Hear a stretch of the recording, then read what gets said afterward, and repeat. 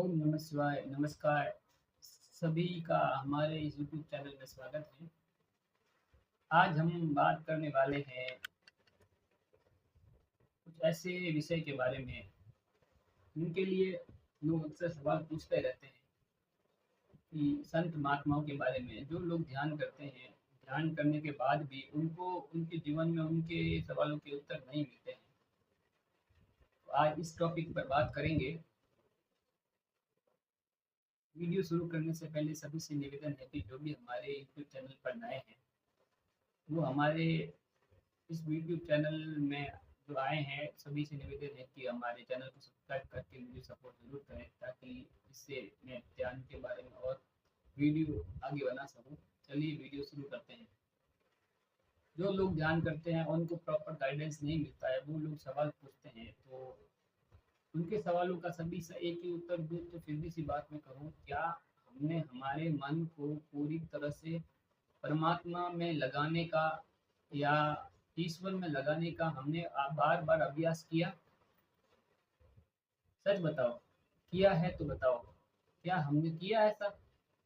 जैसे मन को परमात्मा में लगाने के लिए मन को हमें बार बार काम देना पड़ता है, जैसे मनन, चिंतन, श्रवण और आध्यात्मिक गीत सुनना, भक्ति के गीत सुनना, कथाएं सुनना, भगवान की लीलाओं का वर्णन करना, और जो टीवी सीरियल भगवान से संबंधित बने हैं, आध्यात्मिक संत महात्माओं से संबंधित बने हैं, उनके जीवन चरित्र को देखना, क्योंकि हमारे मन का ये अभ्यास बन चुका है संसार का चिंतन करने का। सांसारिक चिंतन के कारण मन जो है वो विषयासक्त होने लगा है, वह विषय का ही चिंतन करता है, और विषयासक्त होने के कारण वह मन जो है परमात्मा में नहीं लगता कि संसार में लगता है और विषय विकारों में जाता है, उल्टे काम करवाता है। जब हम ध्यान के द्वारा इसकी दिशा को मोड़ने का अभ्यास करते हैं तो ये मन हमको बहुत परेशान भी करता है। तो इसका सबसे अच्छा साधन यही है कि कम भोजन करें।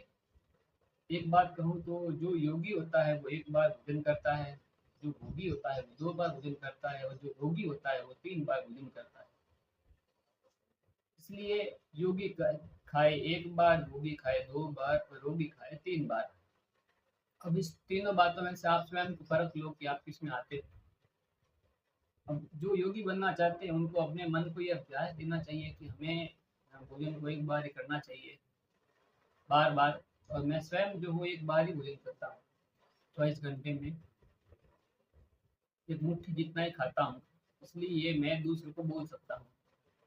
और जब हम ध्यान करते हैं, परमात्मा की तरफ जाते हैं, तो सांसारिक चिंतन जो है विषय विकारों के अधीन होने के कारण उनको मन भी है जो संसार का चिंतन पकड़ लेता है और इसका करता रहता है बार बार चिंतन, फिर वो हमें परेशान करता है।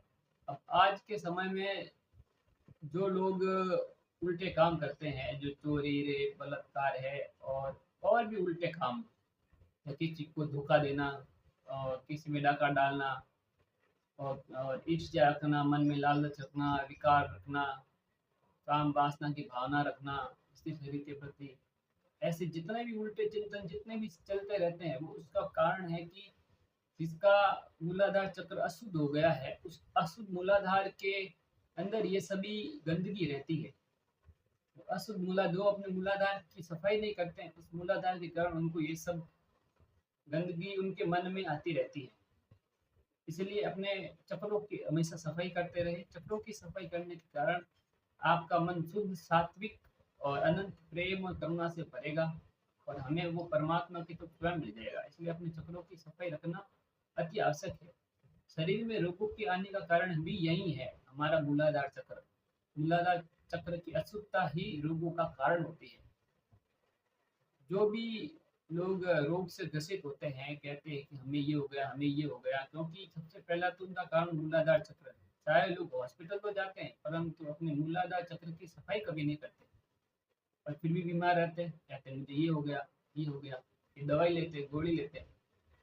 आप चाहे कुछ भी लो, परंतु यदि आपने अपने चक्रों की सफाई नहीं की, तो आपका रोग कुछ समय के लिए तो ठीक होगा, परंतु परमानेंट ठीक नहीं होगा। सदा के लिए वह रोग आपको छोड़ेगा नहीं। इसलिए अपने चक्रों की सफाई करें।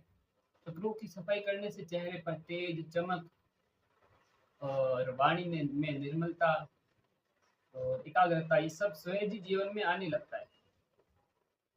इसलिए अपने शत्रु का बहुत ध्यान रखें और मन को वश में करने के लिए हमें बार बार ध्यान का अभ्यास करना जरूरी है, उससे मन वश में होगा।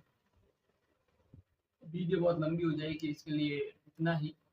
और आप सभी लोग मुझे से जो भी ध्यान के बारे में सवाल पूछेंगे तो मैं इससे आसानी से और वीडियो बना पाऊंगा, क्योंकि कई बार ऐसा होता है कि मुझे याद नहीं आता कि बोलना क्या होता है, जबकि ध्यान की बहुत उच्चतम अवस्था प्राप्त करने के बाद भी मुझे समझ में नहीं आता क्या बोलूँ किसके बारे में। इसलिए आप सभी कमेंट करें, कमेंट करने से मुझे उसके उत्तर दूंगा तो और नई नई बातें आएगी। अब सवाल पूछेंगे तो बहुत अच्छा है, नहीं तो मैं संत महात्माओं के बारे में, जीवन तत्व के बारे में बताऊंगा आगे वीडियो के बारे में, देखिए कैसे उन्होंने दूसरों को मदद करके उनके ध्यान को ऊंचाई पर ले जाने में सहायता प्रदान की। इसलिए सभी ने विनम्र निवेदन है कि सभी कमेंट करें, कमेंट से ही मुझे आपके उत्तर को जानने में मौका मिलेगा। आज के लिए इतना ही, धन्यवाद।